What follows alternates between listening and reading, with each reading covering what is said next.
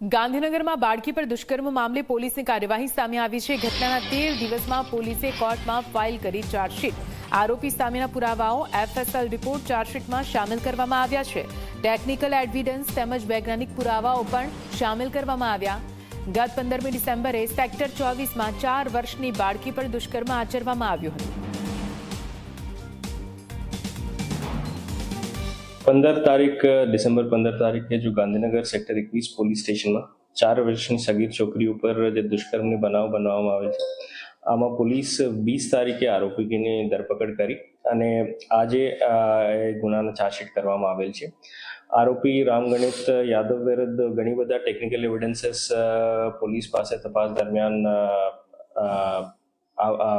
મળેલ છે અને ટેકનિકલ એવિડન્સીસ એફએસએલમાં ભેજીને એફએસએલ પ્રોપર રિપોર્ટિંગ આવ્યા પછી આજ એને ચાર્જશીટ કરવામાં આવી રહ્યા છે।